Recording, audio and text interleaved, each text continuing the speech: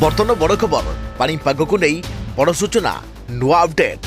माघ मासरे शीत गायब राज्य में बदलुची पाणीपाग कमुची शीत बढ़ुची ताती सेपटे आसंता 24 घंटे आउ एक लघुचाप नहीं सतर्क सूचना पुणी होईपार राज्य में प्रबल वर्षा एसबू जिला को सतर्क सूचना जारी कला पाणीपाग विभाग। हेलो फ्रेंड्स मु शक्ति आपण देखुचंती नरसिम्हा क्रिएशन स्पेशल तेबे याको नै संपूर्ण डिटेल्स इन्फॉर्मेशन जानिबा ता पूर्वरु वीडियो को लाइक करंतु जदि पारुचंती आपनकर संग साथी मान को वीडियो को शेयर करनियतो जदि आपण माने हमर ए चैनल ले नुआ ही वीडियो देखुचंती पूर्वरु केबे भी सब्सक्राइब करनाती तेबे निहाती चैनल को सब्सक्राइब करे सहित पाखरे आस्तुवा बेल आइकन को बजे रखतांतु।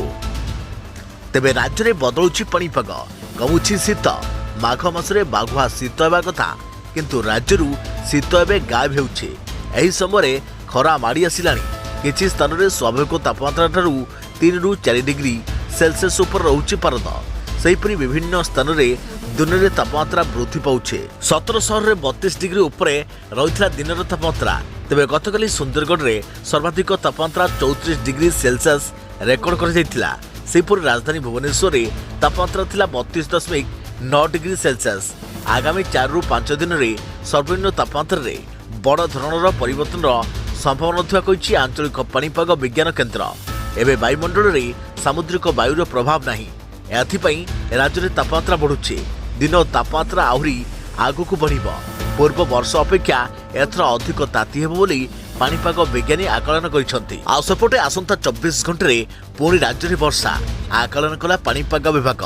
पुणी एक लघुचाप संभावना तेबे दक्षिण पूर्व बंगोपसागर लघुचाप क्षेत्र सृष्टि होबार संभावना रही। तेबे आसंता 24 घंटे लघुचाप क्षेत्र सृष्टि हो पारे। लघुचाप क्षेत्र दुर्बल रहिले मध्य यार प्रभाव रे राज्य में वर्षा हेबो। श्रीलंका और दक्षिण भारत में आसंता सप्ताह रे वर्षा हेबो। सेपटे पश्चिम झड़ जो उत्तर पश्चिम भारत में तुषारपात और वर्षार संभावना रही। तेबे अमेरिका आईक्यू वेदर पाणीपाग विज्ञानी जासन निकोलस एही पूर्वानुमान करिसंती।